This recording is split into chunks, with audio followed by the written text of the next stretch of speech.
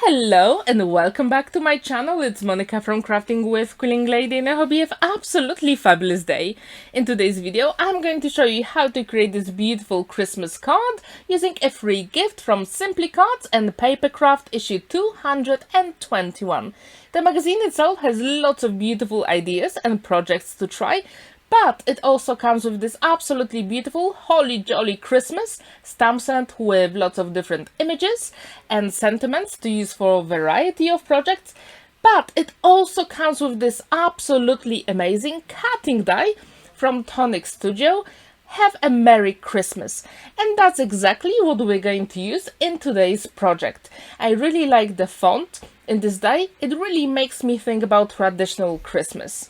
So first I'm going to die cut the sentiment a couple of times for extra dimension on our project, and I really encourage you to do the same when you die cut your sentiments, because they really stand out and make your project really special. And that's exactly what we're going to do. Here I stack 3 of the sentiments together using liquid glue, and now I've got solid gold Noir Metallic card, and I'm going to create a frame which is slightly smaller than my sentiment using my nesting dies. But you can use any nesting dies you've got in your stash. It doesn't have to be the same, just make sure it is slightly smaller than the sentiment. And using the bigger nesting die, I die cut vellum to create my back panel, and also using the same frame with 2 nesting dies, I'm going to give my sentiment a little bit of dimension. Now, I'm going to check where to put my frame first, because I want to create a really nice composition on my card. And first I'm going to stamp some bubbles, and they will look like they're actually hanging from the frame, which is absolutely stunning, and I really encourage you to do the same. I'm using waterproof black ink from Spectrum Noir because it always gives me that nice and crisp image, and that's what I really like about this ink pad. And when you create your own Christmas wreath here, I really encourage you to play with the colors. For this project I actually go with green colors, but you can have a look at your stash and choose any colors that you want. In today's project I decided to go traditional way, so that's why I've got some greens and beautiful gold.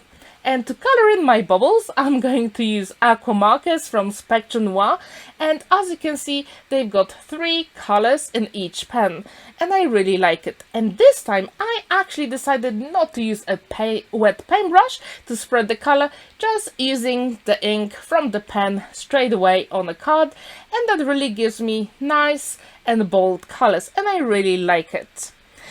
In the top right corner you can also check my other video where I created Christmas stepper cards with 3 different ideas. So please check this out. Now, to add more color to my vellum, I decided to use Spectrum Noir metallic pens, and all the names of the products I use in today's video will be in the description down below, so you can check them out. So for this vellum I actually use precious metals and gold plate and gold nugget, and from Rare Minerals set I used jade green and green citron. And I really encourage you to have a look at your stash. You don't have to use metallic pens. Maybe you've got metallic watercolors. Just go and experiment with whatever you've got. And trust me, you will create those absolutely amazing and stunning projects. And this time I had to decide which way to put my vellum on the frame, and I wasn't really sure. That's why I was just turning it around.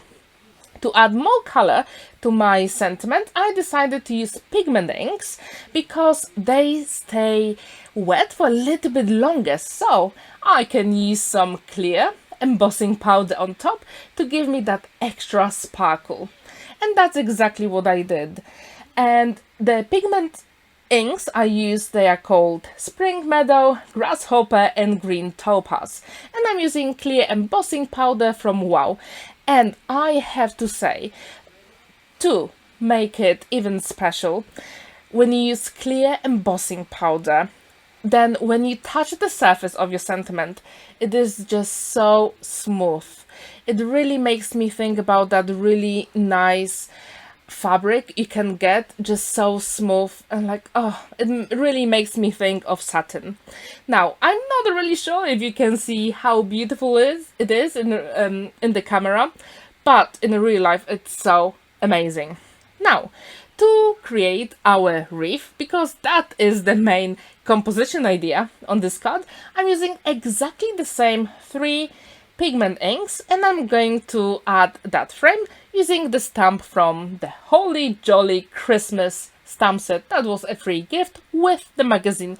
And as you can see at the bottom, I've got a cloth where I clean my stamps before I put another color on top, and that way my ink pads are not contaminated with other colors, and I really encourage you to do the same.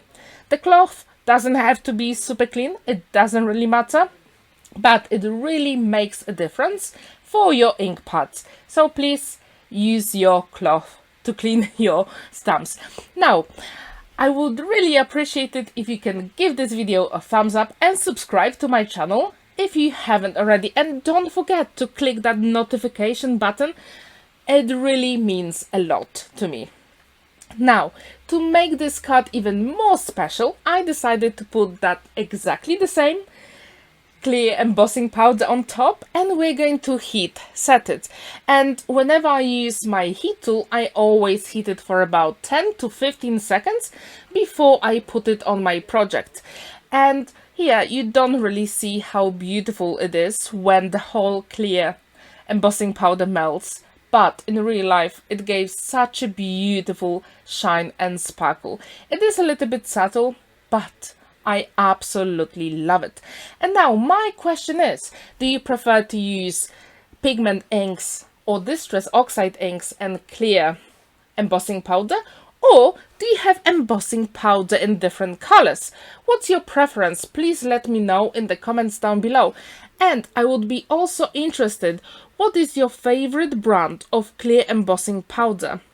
Please let me know. I only have this one and I use it quite often, but maybe you've got something better. So I'm really interested in that.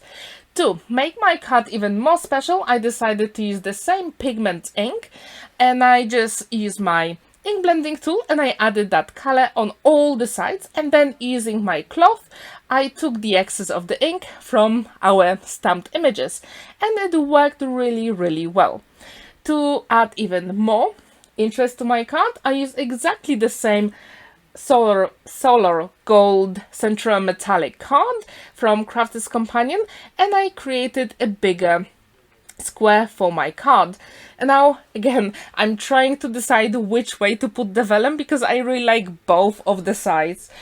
I wonder if you struggle as well, if you color in your vellum, which side to put it on a card so it's more visible. Please let me know. Now, as I said before, I'm trying to add even more dimension to my frame, so I'm adhering 3 of the frames and then putting it on our panel here. And it worked really well, and yes, it does give you that extra dimension and interest, and I really like it. And as usual, I use my one and only magic glue, liquid glue, for all my elements here. It works perfectly fine, and what's really good about this, if you use it, you still have time to maneuver your elements, because it is a liquid glue. And when it dries clear, so it's absolutely perfect for literally any card making project. To make my project even more interesting, I added these small tiny gold gems. If you've seen my projects before, you know I love these gems and I use them nearly on every single project. I just can't help myself. And our card is done. What do you think about this card? I really hope you'll feel inspired and create something similar, or maybe with other stamps from the free gift from Simply Cards and Papercraft magazine, issue 221. On the left you can see my other video where I created Christmas scene cards with nesting dice, and on the right I've got Christmas slimline cards with no line coloring. Have a wonderful day and happy crafting, and I hope you feel inspired. Bye!